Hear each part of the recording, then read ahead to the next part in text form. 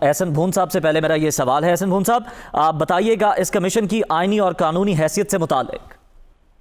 بات یہ ہے کہ یہ انکوائریز کمیشن ایکٹ ہے، اس کے تحت گورنمنٹ کا یہ بالکل اختیار ہے، وہ کسی بھی معاملے کی تحقیق کے لیے کمیشن جو ہے وہ مقرر کر سکتے ہیں، اور پان مین کمیشن ہے یا کتنا جو بھی وہ ڈپیوٹ کر سکتے ہیں، لیکن اس کا this is just for the purpose of digging out the truth. اس کی ادروائز کوئی قانونی کو بائنڈنگ نہیں ہے کہ کسی بندے کو آپ ایکیوز کر دو۔ یہ پولیٹیکل آپ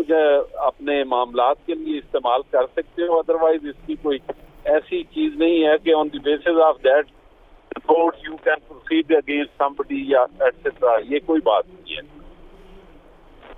ٹھیک ہے احسن صاحب، آپ سے یہ بھی جاننا چاہیں گے کہ کیا جو نئی حکومت آئے گی جو کہ متوقع ہے، تو کیا وہ کمیشن کو تو ختم کر سکتی ہے، سربراہ کو بھی تبدیل کر سکتی ہے اور یہ احکامات دے سکتی ہے کہ سربراہ کو تبدیل کر کے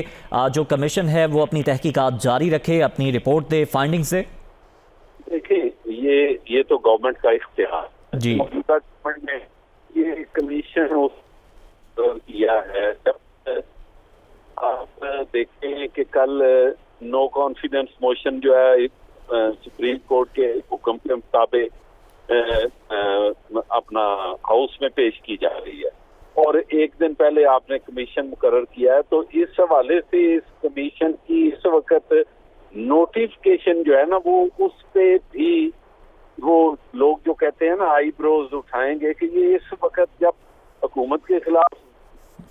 نو کانفیڈنس موشن آ گیا تو آپ آخری رات کیسے یہ کرنے جا رہے ہیں۔ تو اس لیے میں سمجھتا ہوں کہ یہ اس وقت اس کا یہ بھی ایک پولیٹیکل موٹیو ہو سکتا ہے گورنمنٹ موجودہ حکومت کا، کہ اس پہ اس کی پولیٹیکل مائلیج کے لیے اس کی بونا فائڈی جو ہے نا وہ تب ہوتی کہ آپ 2-4 مہینے پہلے جو آپ کے علم میں ہے کوئی letter, why you did not constituted or appointed a commission to inquire into the matter, proceed with the matter۔ اب آپ آخری دن جب آپ کے خلاف نو کانفیڈنس موشن ہونے جا رہی ہے تو آپ تو اس کی بونافائیڈی پہ تو لوگ سوال اٹھائیں گے۔ احسن صاحب، آپ نہیں سمجھتے کہ حکومت کے پاس بہت وقت تھا، یہ جو خط تھا اس پر جو قومی اسمبلی کے اراکین تھے ان کو اعتماد میں لینے کا اور کمیشن قائم کرنے کا، جو کہ حکومت نے ضائع کر دیا، اور اب تو بیچاری اپوزیشن بھی پوچھ رہی ہے کہ ہم غداری کے الزام کے ساتھ کس طرح الیکشن میں جائیں گے؟ یہ بات بالکل ٹھیک ہے، بالکل آپ نے صحیح درست فرمایا کہ حکومت کے پاس جب یہ لیٹر آیا تو بہت سارا ٹائم تھا۔ اب جب نو کانفیڈنس آئی تو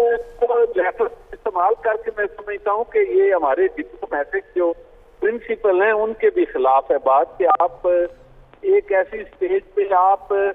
آنے والی آپ تو اگر جا رہے ہیں تو اپنے ملک کے لیے مشکلات لے کے آ رہے ہیں، اور اگر آپ چلے بھی جائیں تو پھر اپنا آنے والی مشکل کے لیے آپ ڈپلومیٹک جو آپ کا سارا لین دین ہے، بات چیت ہے ایک ملک کے خلاف، آپ اپنی حکومت کو ورثے میں دے کے جا رہے ہیں کہ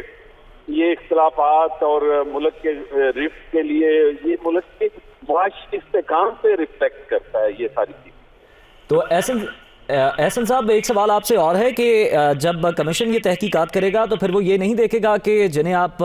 سازش کے مہرے کہہ رہے تھے، یعنی جو آپ کے اتحادی تھے، آپ خود بھی انہیں منانے کی کوششیں کرتے رہے، تو جب آپ کو معلوم تھا پھر آپ انہیں کیوں مناتے رہے، کیوں ان کے ساتھ بیٹھتے رہے، کیوں بات چیت کرتے رہے؟ یہی بات ہے۔ اب بات پتہ یہ اپنے ڈیموکریٹک نام کے خلاف بات ہوتی ہے کہ آپ کے ساتھ اگر ہوں تو سب ٹھیک ہے، اگر آپ کے ساتھ اختلاف کریں تو وہ بالکل غلط ہے۔ اور دوسرا یہ کہ یہ بالکل ہی غیر اخلاقی سی بات ہے کہ آپ کہہ رہے ہیں جی میری حکومت ہو تو وہ سب ٹھیک ہے، تو اگر میری حکومت نہیں ہے تو پھر جی میری حکومت نہیں ہے تو پھر آپ مطلب ہے یہ ابھی گورنمنٹ ٹوٹ جانی چاہیے فلاں۔ اور ایک اور آپ کو لیڈر آف دی ہاؤس کو یہ اختیار ہوتا ہے جیسے آرٹیکل 58 ہے، 58(1) کے ذریعے وہ لیڈر آف دی ہاؤس جو ہے chief executive, he has lost the confidence, he can dissolve the assembly. اب میں سمجھتا ہوں عمران خان صاحب کے پاس بہت سارا حق تھا، صرف وہ ڈیزالو کرنا چاہتے تو کر دینی چاہیے تھی ان کو. ان کا قانونی وہ اختیار کسی عدالت میں بھی نہیں چیلنج ہوا. احسن صاحب وقت کے ساتھ ساتھ 3 آپشنز بھی تھی ان کے پاس جو اویل نہیں کی گئیں. اویل کی. اب جب آپ سمجھ رہے ہیں کہ سر سے پانی اوپر چلا گیا ہے، آپ کے پاس کوئی میجارٹی نہیں رہی، تو اس کے بعد آپ کہیں کہ جی میں اس طریقے سے، تو یہ دیٹ اماؤنٹس ٹو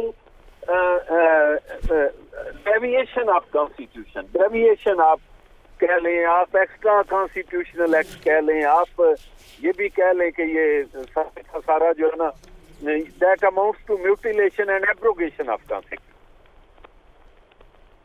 ٹھیک ہے احسن بھون صاحب، آپ کا شکریہ ادا کریں گے.